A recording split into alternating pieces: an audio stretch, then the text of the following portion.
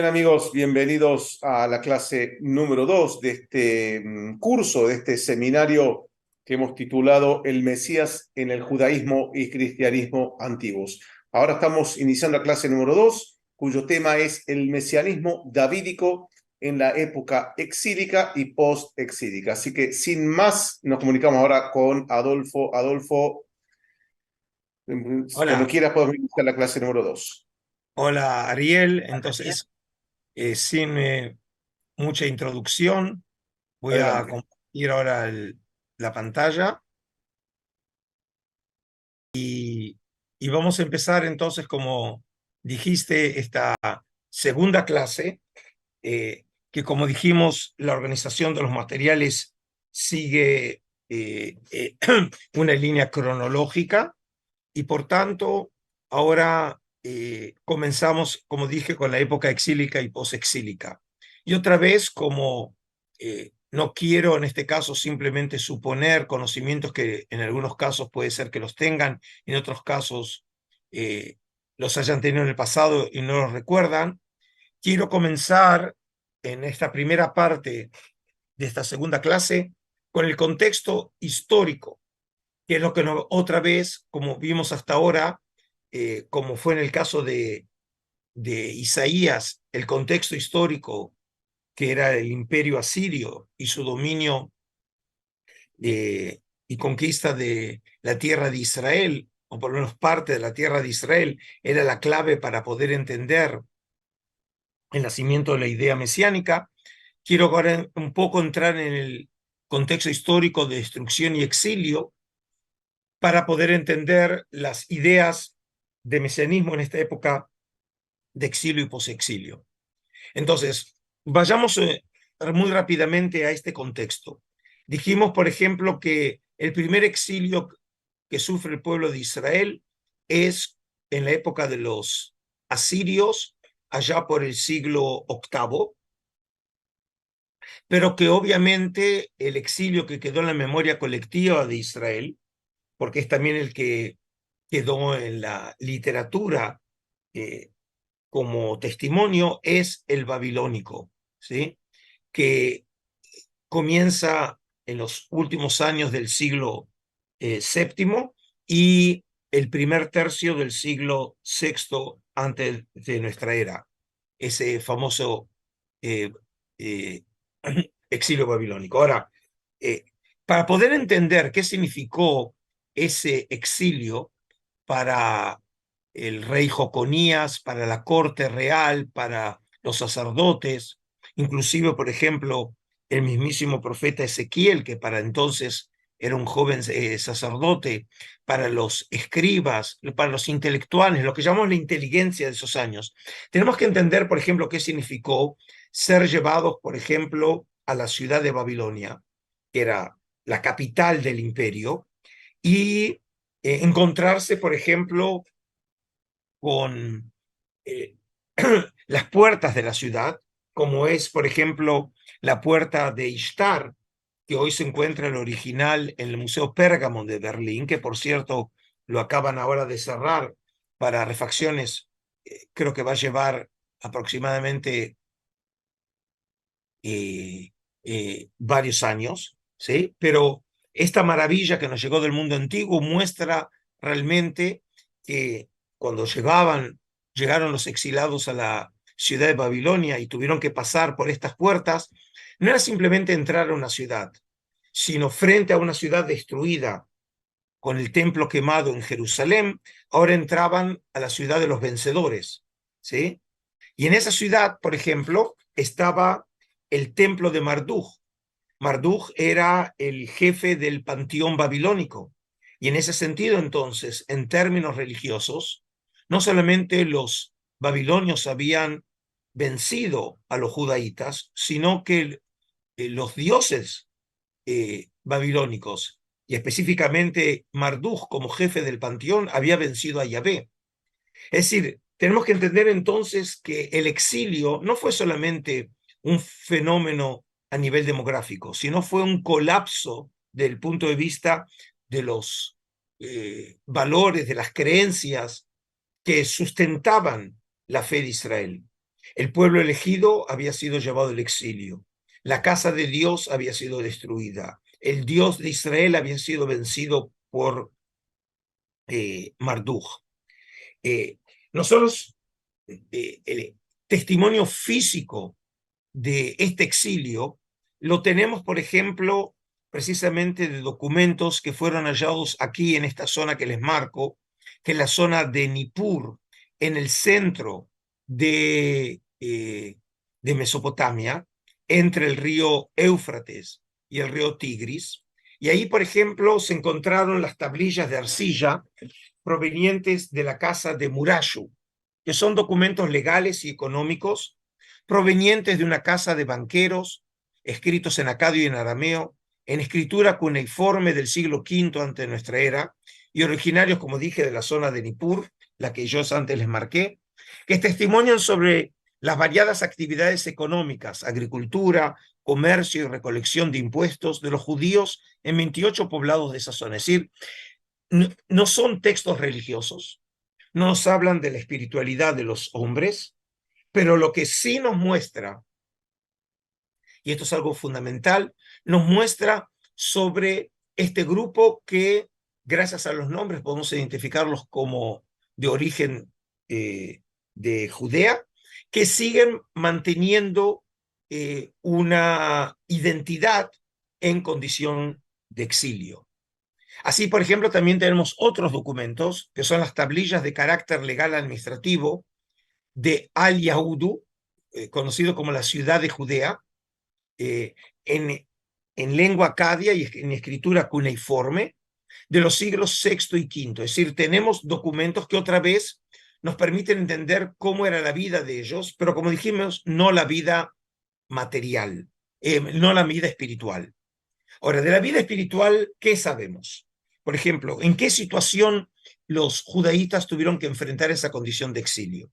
Por ejemplo, en el Salmo 74, tenemos aquí las reflexiones de un pensador anónimo que frente a esa destrucción de Jerusalén y del templo, fíjense lo que tenía para decir. Y dice así Salmo 74, prendieron fuego a tu santuario, deshonraron tu propio templo, derribándolo a tierra. Decidieron destruirnos del todo. Quemaron todos los lugares del país donde nos reuníamos para adorarte. Ya no vemos nuestros símbolos sagrados, ya no hay ningún profeta y ni siquiera sabemos lo que esto durará. Oh Dios, ¿hasta cuándo nos ofenderá el enemigo? ¿Hasta cuándo seguirá hablando mal de ti? ¿Por qué escondes tu mano poderosa? ¿Por qué te quedas cruzado de brazos? Es decir, obviamente, en una situación de orfandad, los judaítas se sienten ahora desprotegidos. Es decir, ¿dónde está ese Dios que había sabido en su momento ayudar a Israel, sacarlo de Egipto? Es decir, que en este caso la historia parecía realmente atentar y socavar la fe de los israelitas. Pero frente a esa situación de desesperanza,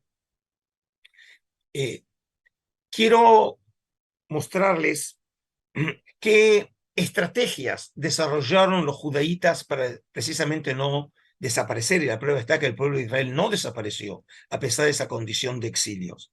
Y una prueba lo vemos en el Salmo 137, por cierto, uno muy famoso. Sentados junto a los ríos de Babilonia, llorábamos al acordarnos de Sión. En los álamos de la ciudad colgábamos nuestras arpas.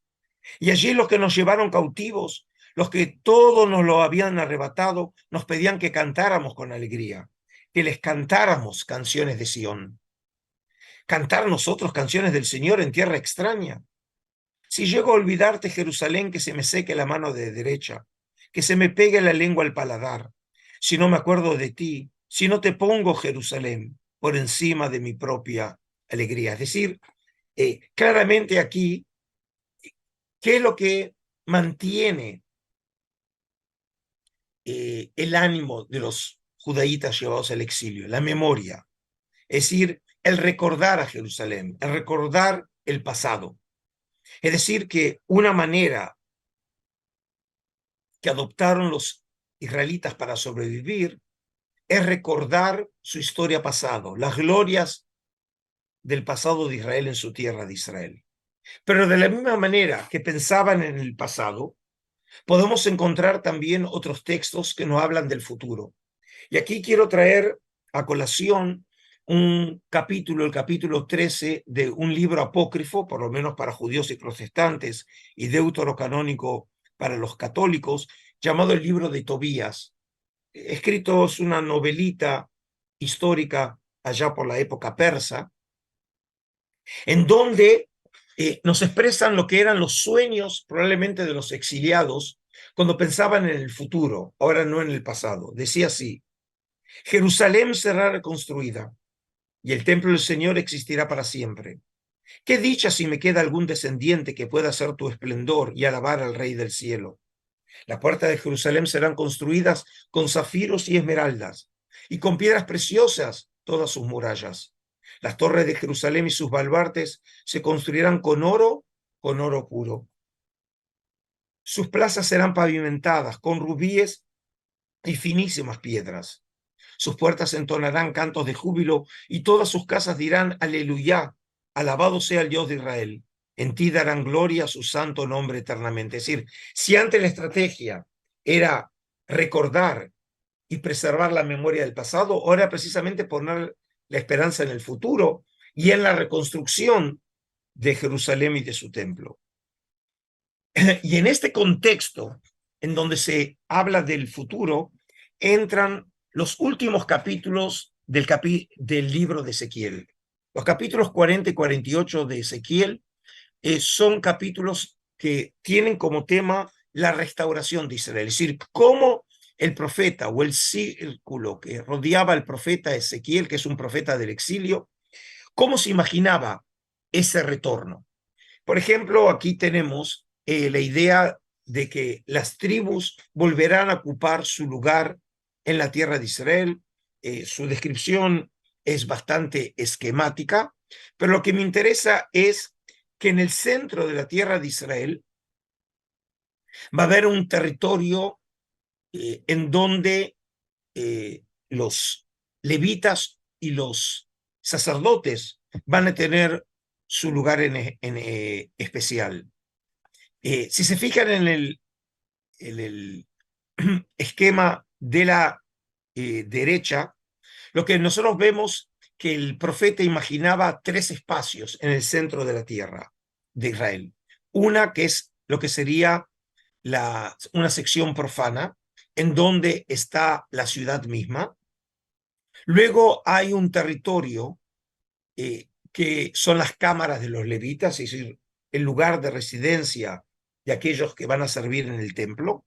Y luego otro territorio que es donde va a estar el templo mismo. Es decir, si este es la zona de los levitas, este va a ser la zona de los sacerdotes sadoquitas. Como vemos, aquí les marqué cada uno de los espacios en distintos colores, pero ven, hay una división tripartita del espacio. Y es interesante que esta división tripartita es equivalente, y ahora les pido que se fijen en la representación de la izquierda, que son los tres espacios del Templo de Jerusalén, donde la ciudad sería equivalente al vestíbulo, al ulam. Las cámaras de los levitas es equivalente a lo que se llama la habitación del santo o Kodesh, y finalmente donde está el templo es equivalente al Kodesh HaKodashim o santo de los santos.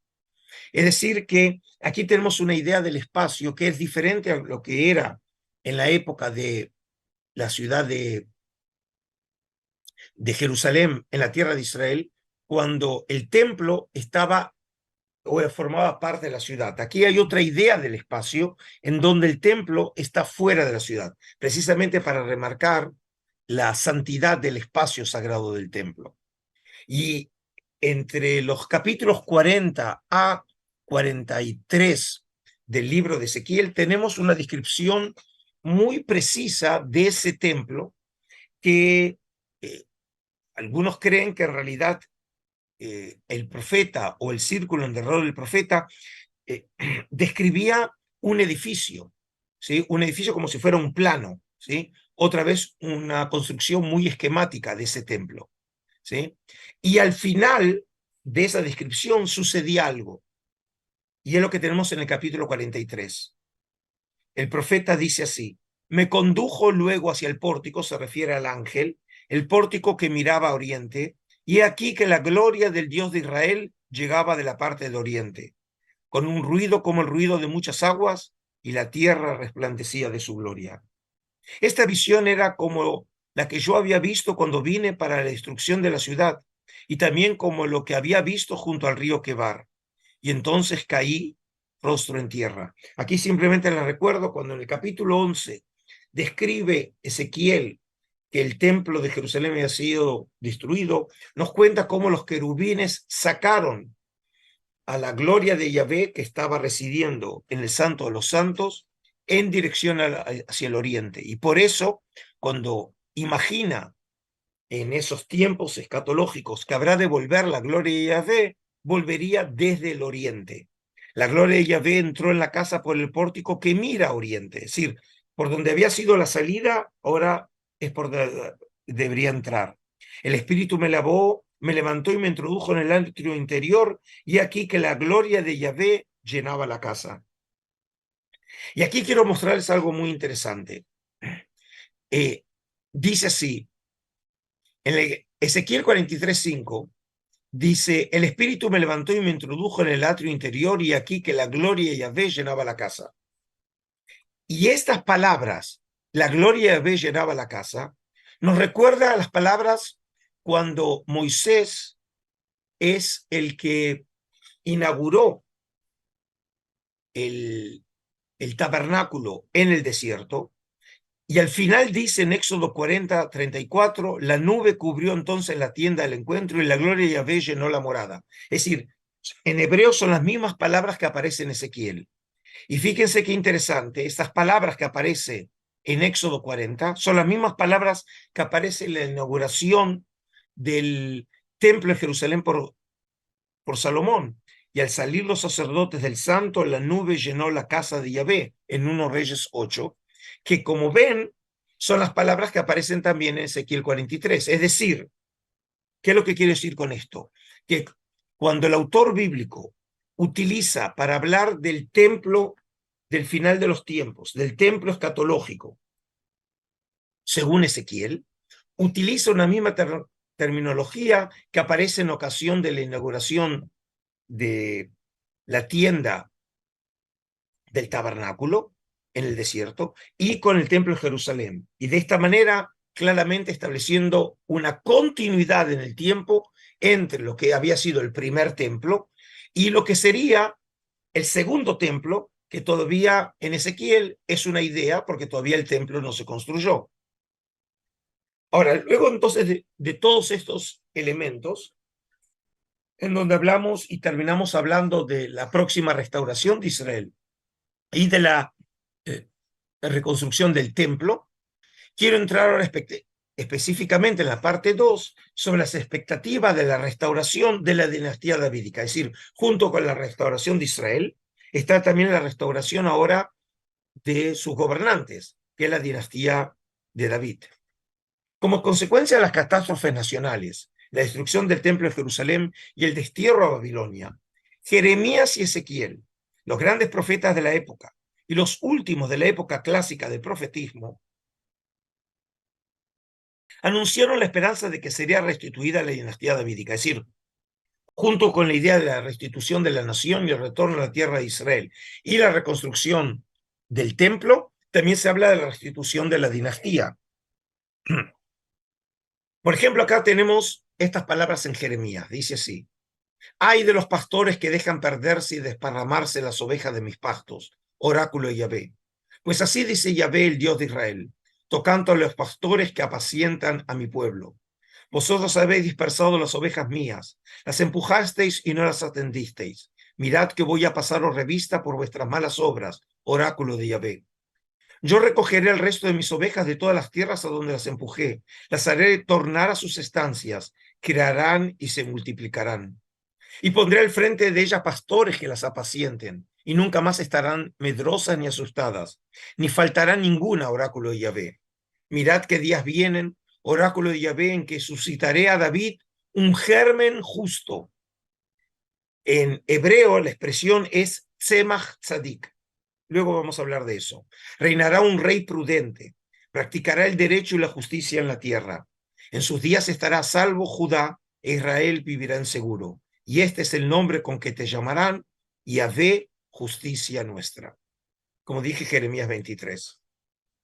Sobre este oráculo de Jeremías se pueden hacer dos reflexiones.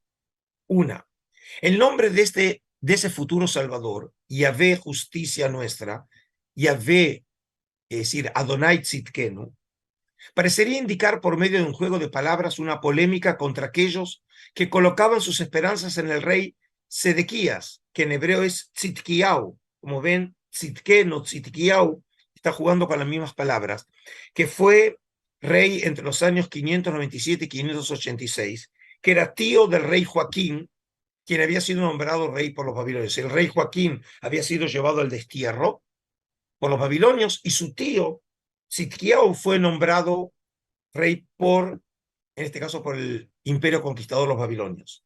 Según desprendería de las palabras de Jeremías entonces, el profeta habría querido argumentar que un rey justo, tzadik, habría de aparecer ciertamente en el futuro, pero no en el presente con Sedequías. 2. El término germen, tzemach, parece haber sido un término técnico para llamar al futuro salvador davídico. Una prueba de ello es que también encontramos esta misma nomenclatura en los oráculos del profeta Zacarías, que es un profeta más tardío de la época persa, que lo vamos a ver en unos momentos. Zacarías, en el capítulo 6 dice, y le hablas de esta manera, así dice Yahvé Tsebaot, he aquí un hombre cuyo nombre es germen, Tzemach, debajo de él habrá germinación, y él edificará el templo de Yahvé. Es decir, que aquí lo que tenemos, el término germen o tzemach, parece tener ahora una acepción técnica para hablar de ese personaje que habrá aparecer en el futuro. 3. Esta terminología habría tenido su origen en una tradición literaria antigua, según la cual el rey habría sido asimilado a la rama de un árbol. Por ejemplo, Isaías 11, que vimos en la primera clase de hoy, decía, saldrá un vástago del tronco de Yesé y un retoño de sus raíces brotará. Como vemos, la asociación del Mesías con la idea de ser la rama de un árbol. En Ezequiel 34 hace una referencia a esta figura mesiánica de esta manera. Yo suscitaré para ponérselo al frente un solo pastor que las apacentará, mi siervo David. Él las apacentará y será un pastor, será su pastor. Yo, Yahvé, seré su Dios, y mi siervo David será príncipe en medio de ellos. Yo, Yahvé, he hablado. La imagen del futuro Salvador, como un pastor, sigue la antigua tradición del Oriente, según la cual los reyes de la antigüedad solían considerarse pastores del pueblo. El rey era el que encabezaba el culto oficial y público, el mediador entre la divinidad y el pueblo, el que conducía y protegía a su pueblo.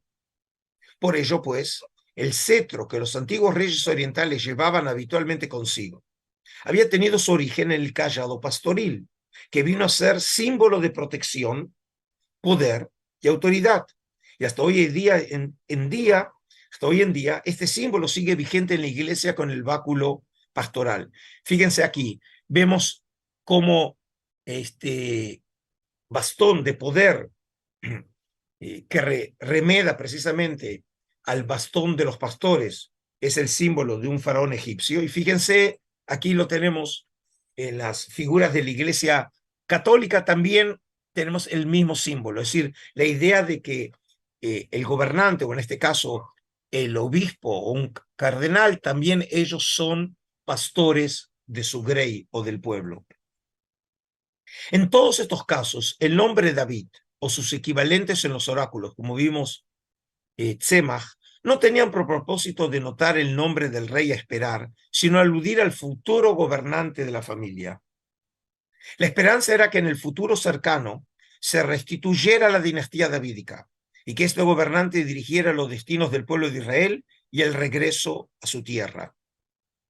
Según palabras de Carlos Lilio Botella, dice así: el verdadero prototipo del Mesías lo encarnaba, como es obvio, la figura del rey David, paradigma de buen legislador, justo con su pueblo, piadoso con la divinidad y ante todo elegido por Dios. En definitiva, David aparece como el garante del mantenimiento de la alianza de Dios con su pueblo elegido. Fin de la cita. En esta parte, quiero analizar dos personajes: Ciro el Grande, el gran rey persa, y otro, la figura de Zorobabel.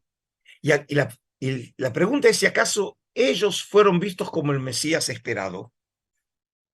Y quiero comenzar justamente con Ciro el Grande. El rey Ciro crea uno de los imperios más grandes del mundo antiguo. Es un imperio que, como ven, en su máximo desarrollo, se va a extender desde el centro de Asia hasta llegar a la actual Turquía, a Asia Menor, ¿sí? Y luego se habrá de extender hasta Egipto mismo. En el libro de Esdras, que es un libro junto con Nehemías compuesto allá para finales del siglo V o comienzos del siglo IV, comienza haciendo referencia a esta figura y dice así: en el año primero de Ciro, rey de Persia, en cumplimiento de la palabra de Yahvé por boca de Jeremías. ¿Y aquí a qué hace referencia? Hace referencia a las palabras que aparecen en Jeremías 25 cuando dijo: será reducida toda esta tierra a pura desolación y servirán estas gentes al rey de Babilonia 70 años. Es decir, que había una tradición en la cual se establecía que el periodo en el que iban a estar los judíos, los judaítas en exilio, iban a pasar 70 años.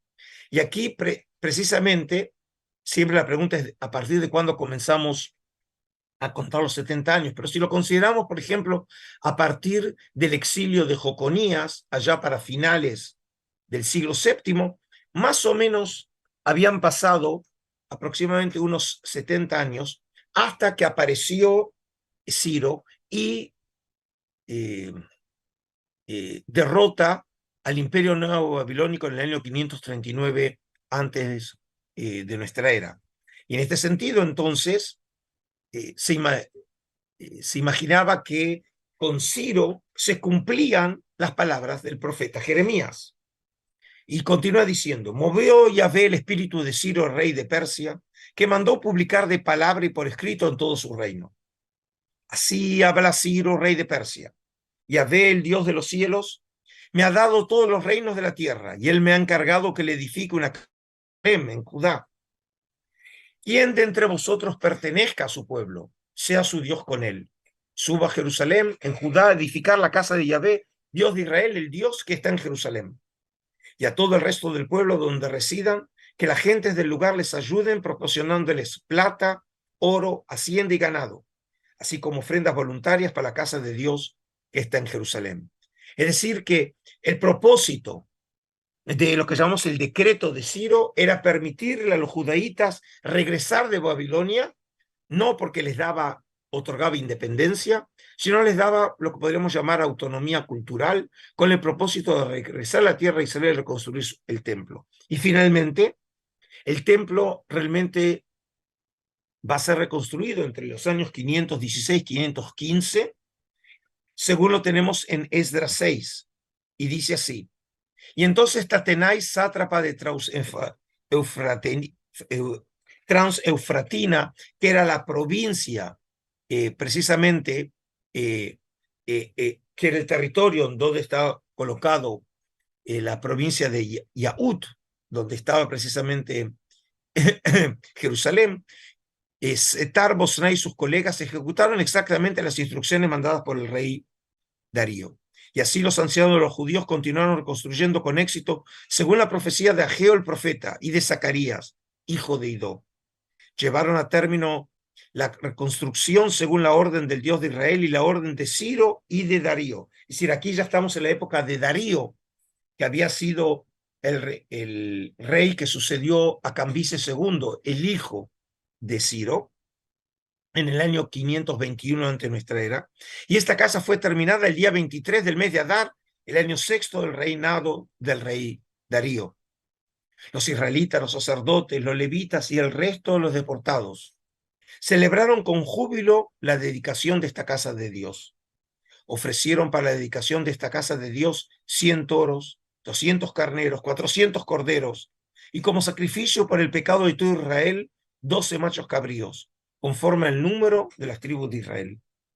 Y luego establecieron a los sacerdotes según sus categorías y a los levitas según sus clases, para el servicio de la casa de Dios en Jerusalén, según está escrito en el libro de Moisés.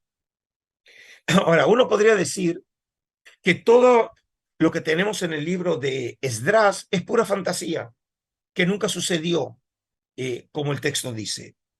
Y aquí tenemos precisamente cómo la arqueología en algunos casos nos permite entender de otra manera los textos y en algunos casos de alguna manera legitimarlos. Tenemos lo que se conoce el cilindro de Ciro, que hoy se encuentra en el Museo Británico. Y este cilindro, que está escrito en literatura, en escritura cuneiforme, en lengua acadia, precisamente es un documento excepcional porque nos permite ver cómo Ciro se presentaba ante los babilonios, que como van a ver, recuerden mucho la versión en hebreo que tenemos, cómo los israelitas evaluaban la figura de Ciro. Y el texto dice así en este documento, lo que llamamos el cilindro de Ciro. Yo, Ciro, rey del universo, rey poderoso, rey de Babilonia, rey de Sumer y de Akkad, rey de los cuatro cuartos, hijo de Cambises, gran rey, rey de Anshan, nieto de Ciro, gran rey, rey de Anshan, descendiente de Teispes, gran rey, rey de Anshan, semilla eterna de la monarquía, cuyo reinado fue amado por Bel y Nabú, y cuya monarquía tuvieron a bien que fuera agradable a sus corazones.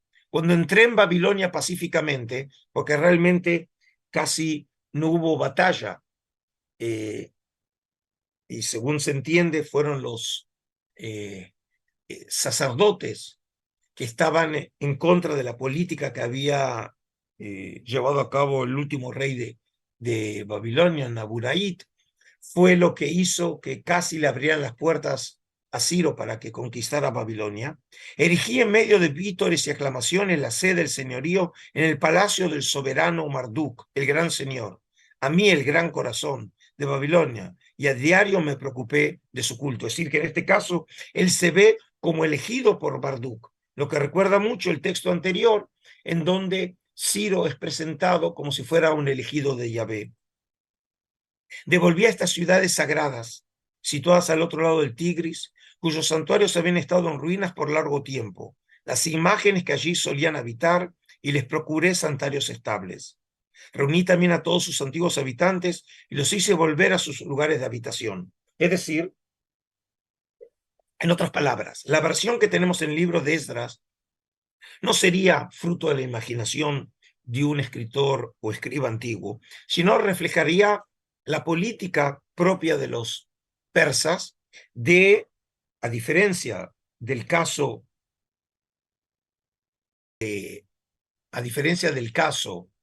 de los asirios y babilonios que habían llevado los pueblos al exilio, aquí justamente la política es inversa de permitirles el retorno.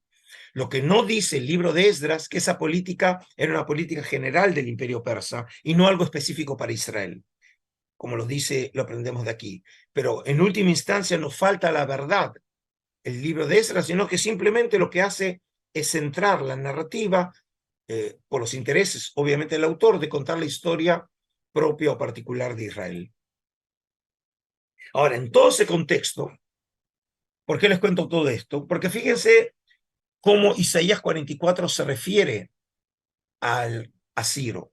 Y aquí tengo que abrir un paréntesis. Los biblistas creen que a partir de Isaías 40 ya no es el Isaías hijo de Amós que vimos en la primera parte de la clase de hoy, que es del siglo VIII, sino es un profeta anónimo de finales de la época del exilio y de comienzos de la época posexílica, que como no sabemos su identidad, lo llamamos el segundo Isaías o el Deutero Isaías. Precisamente es el de nuestra época, la época de Ciro, y en Isaías 44 se refiere así: yo soy el que dice a Ciro, es decir, el profeta está hablando en el oráculo en nombre de Yahvé y dice: tú eres mi pastor y darás cumplimiento a todos mis deseos. Cuando digas de Jerusalén que sea reconstruida y del santuario echa los cimientos. Es decir, que aquí el profeta entiende que Ciro es un enviado de Yahvé, cuyo propósito es reconstruir a Jerusalén y permitir, obviamente, que los judaítas regresen a la tierra de Israel. O, por ejemplo, lo tenemos en Isaías 45. Dice así: y así dice Yahvé a su ungido Ciro. Es decir, aquí aparece una terminología muy importante que enseguida vamos a desarrollar, que Ciro es llamado Meshijó, es decir, ungido, que hasta ahora habíamos visto que en cuanto a reyes era solamente para hablar de la dinastía davídica. Y continúa diciendo: a quien he tomado de la diestra para someter ante él a las naciones y de ceñir la cintura de los reyes, para abrir ante él los batientes de modo que no queden cerradas las puertas. Yo marcharé delante de ti y allanaré las pendientes. Quebraré los batientes de bronce y romperé los cerrojos de hierro. Te daré los tesoros ocultos y las riquezas escondidas, para que sepas que yo soy Yahvé, el Dios de Israel, que te llamo por tu nombre. A causa de mi siervo Jacob y de Israel, mi elegido, te he llamado por tu nombre y te he ennoblecido sin que tú me conozcas. Yo soy Yahvé y no hay ningún otro.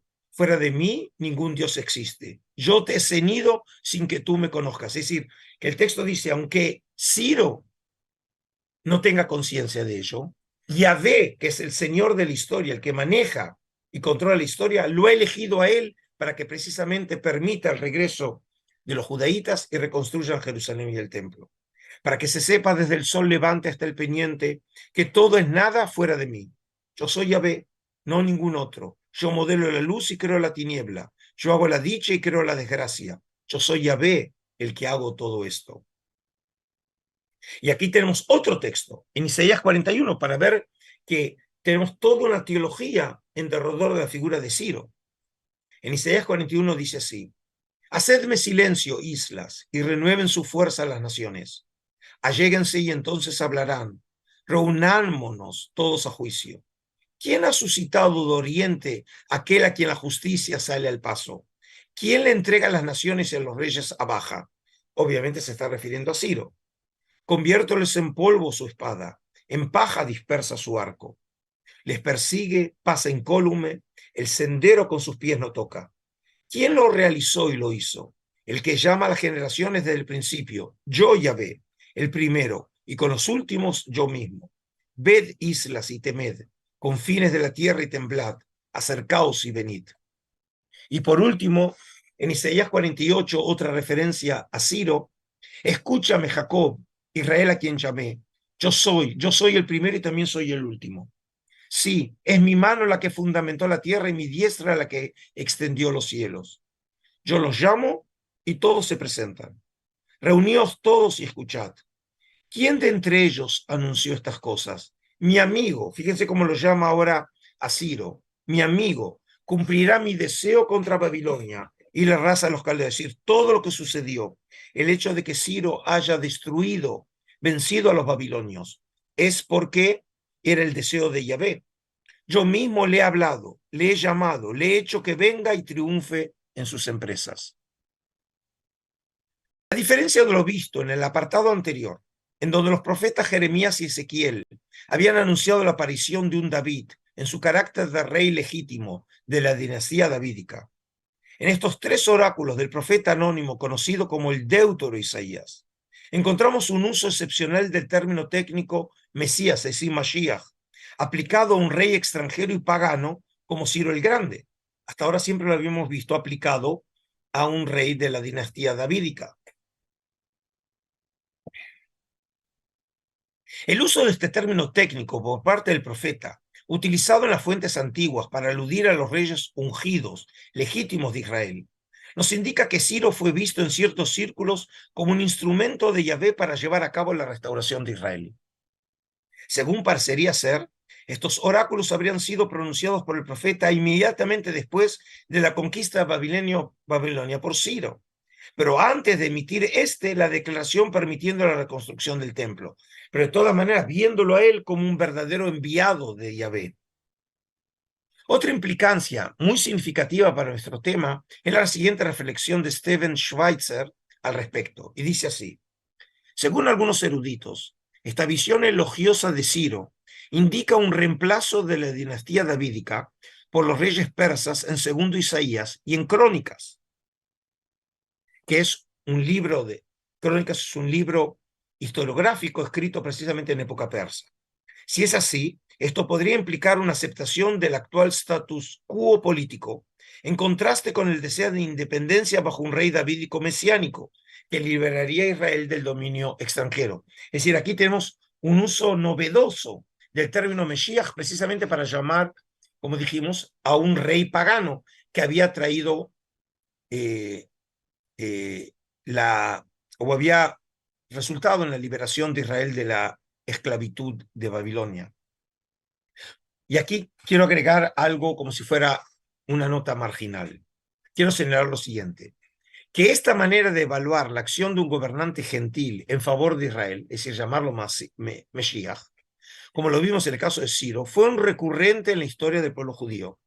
Más aún, la misma figura de Ciro II se transformó en un prototipo de todos aquellos gobernantes que beneficiaron con sus políticas a Israel, como en el caso de Lord Arthur Balfour en el año 1917, con su famosa declaración al reconocer el derecho de los judíos de establecer un hogar nacional en Palestina, y de Donald Trump, cuando decidió en 2017 trasladar la embajada del país de Tel Aviv a Jerusalén. En ambos casos, tanto Balfour como Trump fueron vistos, por así decir, reencarnaciones modernas de Ciro II el Grande. Y aquí le muestro este medallón, en donde claramente, como ven, aparece una referencia a Ciro, a Balfour y a Trump. Y aquí ven, se ve en el fondo la figura de Ciro, y en la parte más próxima a nuestra se ve la de Trump. Es decir, la idea es que Ciro se transformó en el prototipo de un salvador de Israel. Y siempre hay que recordar que es un rey pagano, no es un rey judío, a quien se lo llama, por lo menos en Isaías, en el Deutero Isaías, Mashiach. Y ahora tenemos otra figura que de alguna manera compite con esta posibilidad de ser considerado Mesías, que es Zorobabel.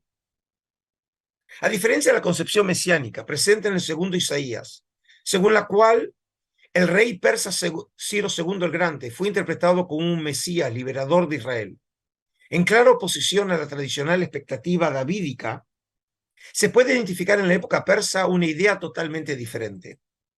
En los oráculos de los profetas Zacarías y Ageo, activos en la época del rey persa Darío I, que reinó entre los años 522 y 486 antes de nuestra era, se puede identificar la creencia en que Zorobabel, el nieto de Joaquín, a veces también llamado Joconías, el rey de Judea, habría sido el Mesías davídico esperado.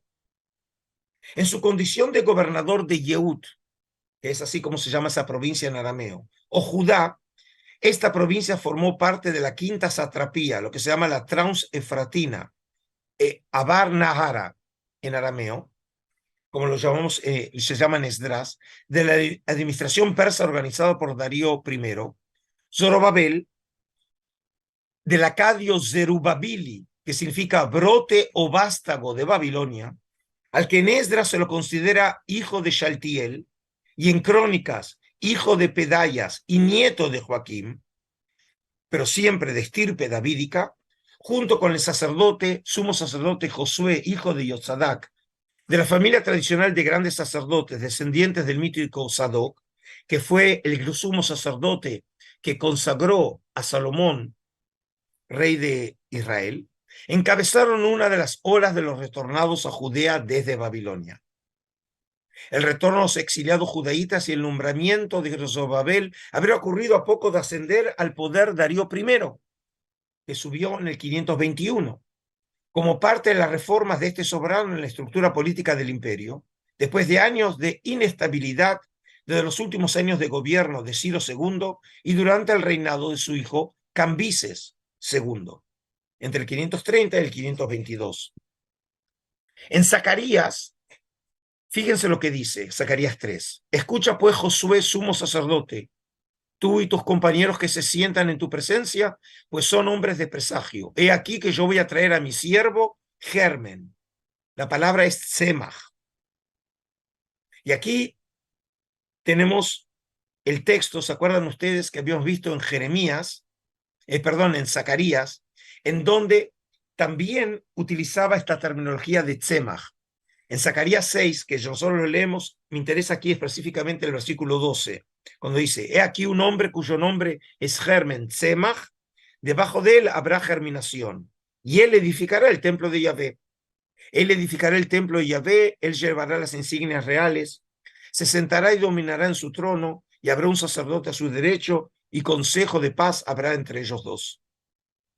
¿Quién habría sido este personaje llamado Germen por el profeta Zacarías? Según han sugerido algunos estudiosos, este apelativo misterioso habría hecho referencia a Zorobabel, hijo de Shaltiel, gobernador de Judá. En caso de que así fuera, ¿por qué entonces este apelativo? Según el profesor Knoll de la Universidad Hebrea de Jerusalén, la respuesta estaría en el oráculo de Jeremías que habíamos visto hace algún rato cuando dijo, ¿se acuerdan cuando hablaba de esa figura que habría de aparecer en el futuro? Lo llama un germen justo, es decir, Tzemach Tzadik. Según afirma Knoll, entonces, Zacarías parece haberse inspirado en la expectativa mesiánica de Jeremías, su predecesor, acerca de un futuro rey de la casa de David, germen justo, es decir, Tzemach Tzadik, para aplicarlo a la figura de Zorobabel, descendiente de la dinastía real.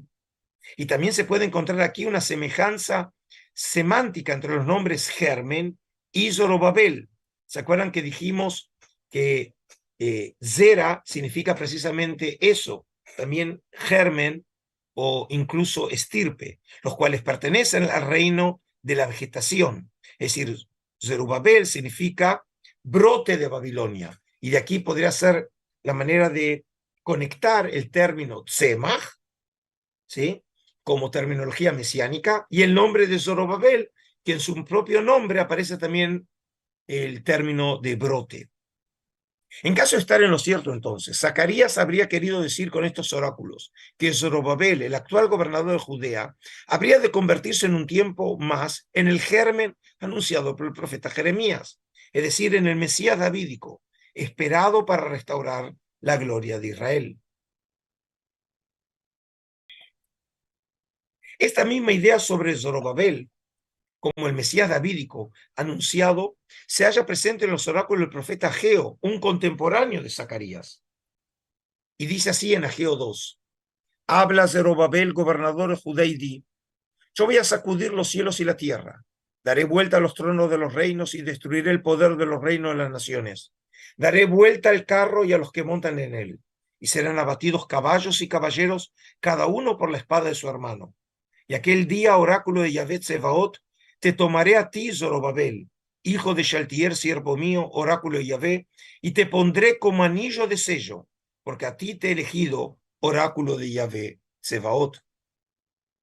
El uso de la imagen como anillo de sello por parte del profeta Ageo para referirse a Zorobabel recuerda el uso de la misma imagen por parte del profeta Jeremías para referirse al rey de Judea Joaquín, cuando dijo, fíjese que vemos como un profeta más tardío se inspira en oráculos o en terminologías de un profeta anterior. En Jeremías 22 dice, por mi vida, oráculo de Yahvé, aunque fuese Conías, el hijo de Joaquim, rey de Judá, un sello en mi mano diestra, de allí te arrancaría, etcétera. Es decir, el uso de la terminología de sello o anillo que nosotros vemos en el oráculo anterior.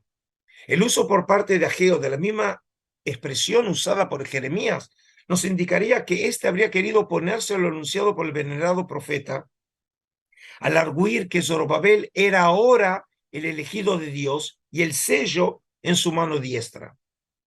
Esta manera de evaluar la figura de Zorobabel como el Mesías davídico esperado se manifiesta en el uso de los términos siervo y elegido, términos estos que tradicionalmente habían sido usados en la tradición de Israel para referirse a la dinastía de la casa de David.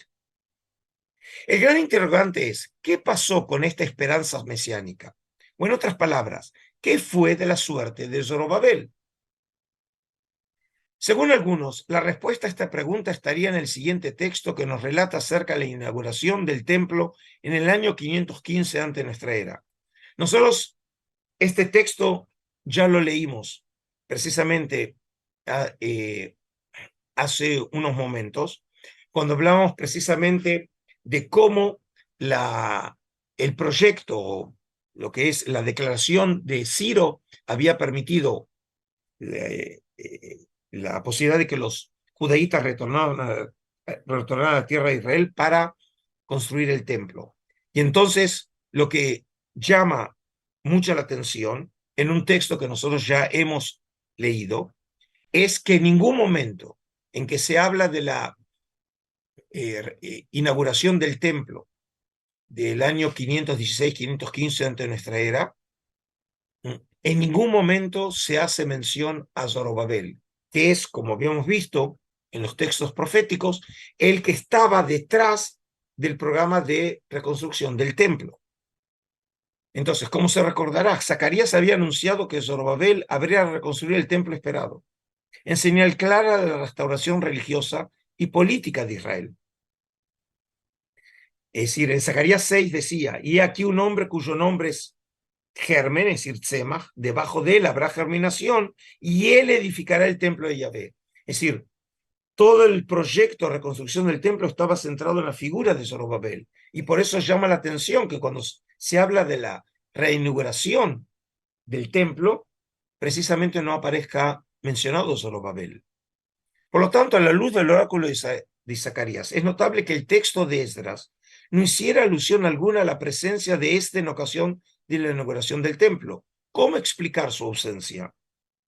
Este hecho llevó a los estudiosos a sugerir que Zorobabel ya no habría estado en Judá para entonces, sea por un repentino fallecimiento o sea por alguna acción tomada contra él por los persas, quizás por asesinato, encarcelamiento o ser forzado a regresar a Persia.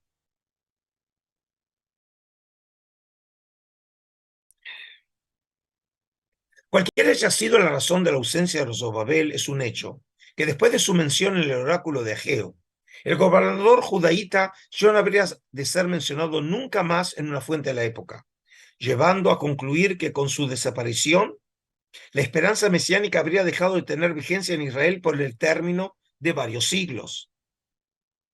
Una prueba en este sentido es el testimonio en la obra del sabio jerosolimitano Jesús ben Sirá, conocido como la sabiduría del ben Sirá o el eclesiástico, del primer tercio del siglo II ante nuestra era.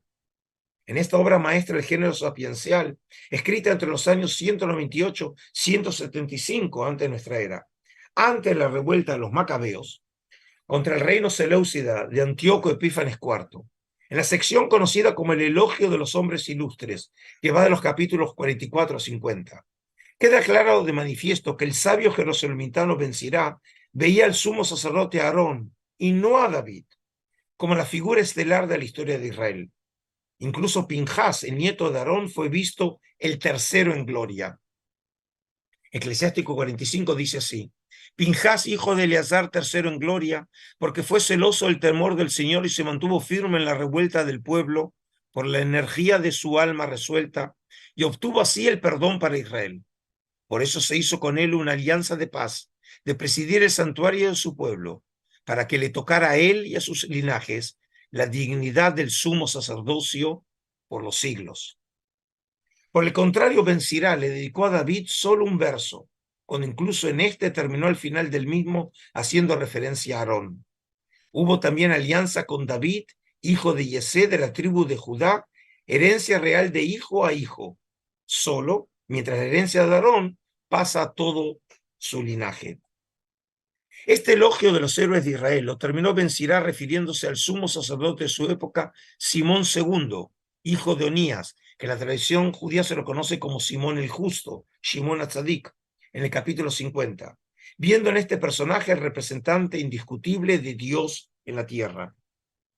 Según concluye de este hecho el profesor Peter Schaeffer, a partir de esto queda muy claro, el autor de Jesús Sirá no está interesado en David y en una restitución de la dinastía davídica, sino en el gobierno perpetuo de los sumos sacerdotes de la casa de Onías, que afirman ser los únicos descendientes legítimos de Aarón. No se habrá de esperar una figura escatológica en el futuro, sino un gobernante muy terrenal y poderoso. Estamos hablando de un momento antes de la revuelta de los macabeos, que eso obviamente va a cambiar toda la historia. En suma, entonces, como concluye Martinus de Jonge, Ben Sira no rechaza las promesas de Dios a David, pero no parecen ser relevantes para su audiencia ni en el presente ni en el futuro. Es decir, que para el momento que Ben Sira escribe, que es en pleno gobierno seleucida de los griegos, la idea de un rey, un Mesías davídico es absolutamente ya yo diría improbable, ¿sí? La única realidad que conocen es la de un gobernante que es el sumo sacerdote, ¿sí? Resumen y conclusión. 1. Como consecuencia de las catástrofes nacionales, la destrucción del templo de Jerusalén y el destierro a Babilonia, Jeremías y Ezequiel, los grandes profetas de la época, y los últimos de la época clásica del profetismo, anunciaron la esperanza de que fuera restituida la dinastía davídica. 2. La esperanza era que en el futuro cercano se restituyera la dinastía davídica y que este gobernante dirigiera los destinos del pueblo de Israel y el regreso a su tierra. El David redivivus es como un David como que resucitara, era considerado el garante del mantenimiento de la alianza de Dios con su pueblo elegido. 3. El profeta anónimo conocido como el segundo Isaías hizo uso de manera excepcional del término técnico Mesías, es decir, Mashiach, aplicándolo a un rey extranjero y pagano como Ciro el Grande. Este uso nos indica que Ciro fue visto en ciertos círculos de Israel como un instrumento de Yahvé para llevar a cabo la restauración de Israel. Incluso se ha sugerido que algunos grupos habrían considerado que los reyes persas habrían de reemplazar a la dinastía davídica, dejando de lado las aspiraciones políticas de independencia. 4. Por el contrario, los oráculos de los profetas Zacarías y Ageo, activos en la época del rey persa Darío I, revelan que ellos vieron en Zorobabel, el nieto de Joaquín, el rey de Judea, al Mesías davídico esperado. Más específicamente, Zorobabel habría sido visto por el profeta Zacarías como el cumplimiento de la profecía anunciada por Jeremías sobre el germen justo, es decir, el Tzemach Tzadik. 5. Con la desaparición de Zorobabel de la escena histórica, sea por el repentino fallecimiento por una acción por parte de la administración persa, la esperanza escatológica en una restauración de la dinastía davídica perdió vigencia, dejando su lugar con el pasar de los siglos a la reivindicación del poder terrenal del sacerdocio, y más específicamente de la institución del sumo sacerdocio, como lo vemos en Ben Sirá. En conclusión, la creencia en la aparición de un Mesías davídico y la restauración de la independencia política llegó a su apogeo en la época postclásica y persa, postexílica y persa, más precisamente con la figura de Zorobabel. Con su desaparición, la creencia en el mesianismo se fue diluyendo hasta transformarse en irrelevante a comienzos del siglo II antes de nuestra era. En vez de una efervescencia política, el quietismo caracterizó la sociedad judía en la época helenística, centrando los ideales religiosos en la institución del sacerdocio. Y por supuesto, todo esto habrá de cambiar a partir de la revuelta de los macabeos, y eso será ya en el segundo módulo en la próxima semana. Muchísimas gracias. Bien, Adolfo, muchas gracias. Vamos entonces a la sesión de preguntas, con tu permiso. Bien, pregunta Anita. Sin el Talmud de Babilonia, los judaítas y todos los judíos del mundo no hubieran podido seguir siendo judíos tanto en aquella época como hasta ahora. ¿En algún momento hubo un Mashiach religioso? Entre comillas lo pone. Bueno, hacer referencia al Talmud, estamos más o menos el momento que nosotros llegamos aquí, estamos más o menos 800 años del Talmud de Babilonia, ¿sí? Y por lo tanto va mucho más allá de los límites también de este mini seminario. Incluso, por ejemplo, ya estamos en época talmúdica, ¿sí? Es decir, que lo que va a expresar el Talmud va a ser el resultado no solamente de lo que estuvimos hablando, sino también de lo sucedido en la época del Segundo Templo, de personajes que vamos a hacer referencia en la próxima clase, como va a ser Bar Kokhba. Por lo tanto, es irrelevante para nuestro tema, ¿sí? Pero tiene que ver con la idea de Mesías ya en una época cuando ya Israel perdió su independencia, el templo de Jerusalén fue destruido y los que están gobernando Israel es el rabinismo. Estamos en otro momento histórico. Laura pregunta, parece que los rasgos mesiánicos dependen del devenir de la historia victoriosa de Israel. ¿Hay incipientes nociones del Mesías como restaurador de la ley mosaica, como sacerdote? Bueno, sí, pero no en esta época todavía. Es decir, la asociación de la condición del Mesías, no solamente en su carácter davídico, sino en su carácter sacerdotal, lo vamos a ver en el próximo encuentro, es decir, de la próxima semana, cuando vamos a ver que la noción de Mesías sufre mutaciones fundamentales, pero que tienen que ver en un contexto histórico totalmente diferente. La respuesta es sí, pero no es en este momento. Es decir, todavía esa idea o la asociación mesiánica con la asociación de la institución sacerdotal va a aparecer en un estadio más tardío de la evolución del mesianismo.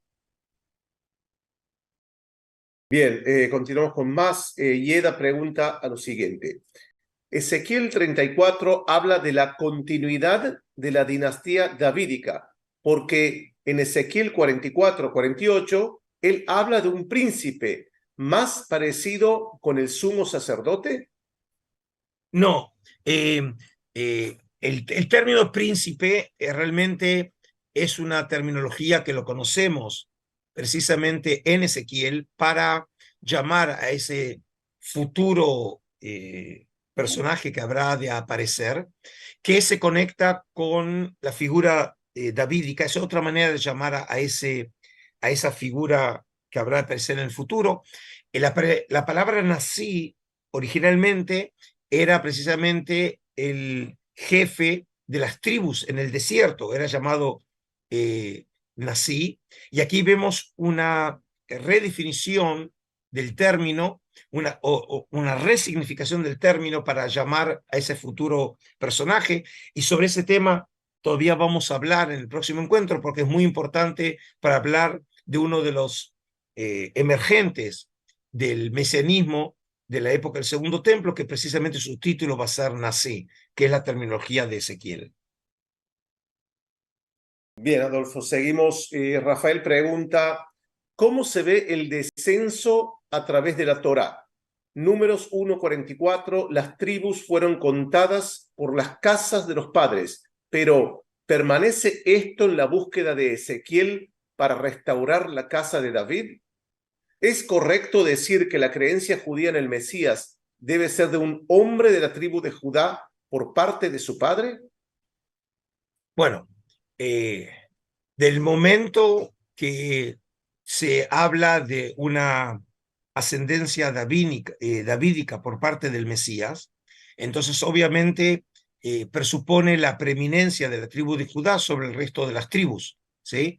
Y vemos, por lo menos hasta ahora, vimos que desde su aparición con Isaías, de ahí en adelante, el único modelo que por ahora ha tenido vigencia es el del mesianismo real davídico, a excepción, como dijimos, que es la excepción a la regla, que es llamar a Ciro el Grande, un rey pagano como Mashiach, que es una estrategia que solamente la vemos en el caso del segundo Isaías. En todos los demás, vemos que siempre la terminología tiene que ver con una figura davídica, como lo vemos en Jeremías, como lo vemos en Ezequiel, como lo vemos en Zacarías, en Egeo, digamos, al centrarse en la figura de Zorobabel, todos en última instancia representan esta idea, que luego va a tener también continuidad en el judaísmo del segundo templo,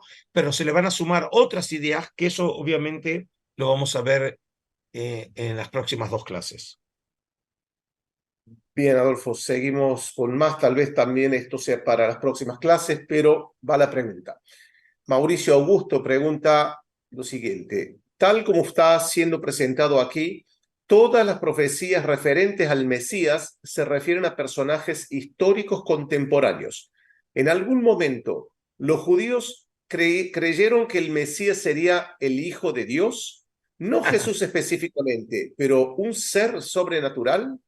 Bueno, como bien lo decís, se están adelantando realmente, y lo entiendo, porque como dijimos, todos nosotros somos el resultado de siglos de reflexión sobre el Mesías, y entonces aquí tenemos conceptos que claramente aparecen en la idea de mesianismo, pero todavía no aparecieron para este momento, van a aparecer siglos después, pero sí, la idea de Mesías como un ser trascendente, como el Hijo de Dios o terminología de ese tipo, van a aparecer, pero van a aparecer en otro momento de la historia, y en el próximo encuentro vamos a ver también en qué contextos históricos y en qué contextos literarios empieza a aparecer esa nueva terminología.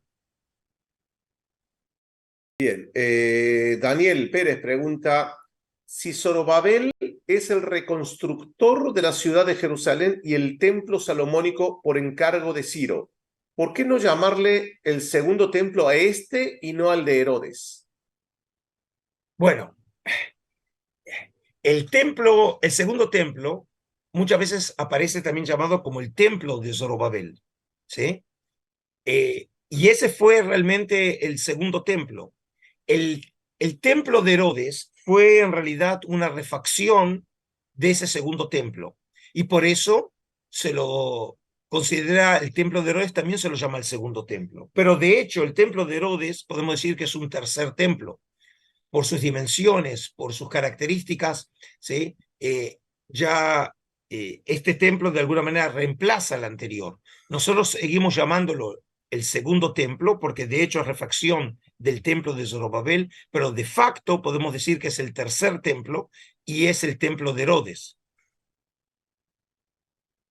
Bien. Adolfo, Rafael pregunta lo siguiente. ¿Cómo interpretar la visión de los huesos secos de Ezequiel? ¿Fue una visión profética de resurrección o ya era una creencia en ese momento? Bueno, no tiene que ver estrictamente con los temas que he tratado hoy, pero tiene que ver con esa idea que dijimos, que la escatología está asociada a la resurrección de los muertos. Sobre eso vamos a hablar en la próxima clase. Es decir, como podés ver bien, Ariel, todo este encuentro hoy es un precalentamiento para la próxima clase, ¿sí? Pero tiene mucha razón.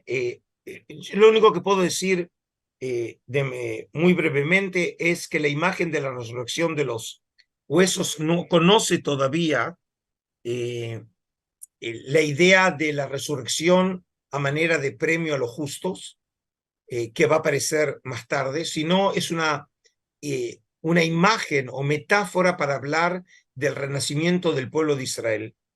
Y en ese sentido, podemos decir que la idea de resurrección, que lo vamos a ver, que va a aparecer más tarde, está en ciernes en Ezequiel, pero no es todavía la idea de resurrección que, por ejemplo, vamos a encontrar claramente en Daniel 12. Pero sobre eso vamos a hablar en la próxima clase.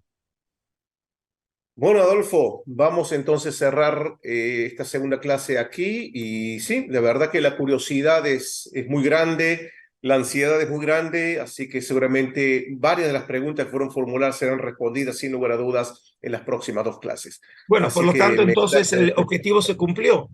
La idea me da era, curiosidad. no, la idea era sentar las bases del edificio, Correcto. ¿sí?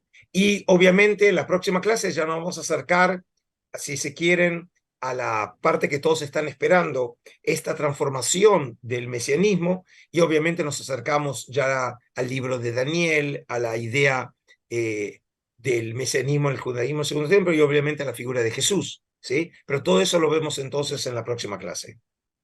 Bueno, Adolfo, muchas gracias. Gracias a Buenas todos amigos noches por y que tengan acompañarnos en esta una clase. muy buena semana. Adiós Así es, entonces. gracias y será hasta pronto. Gracias. Chao, chao.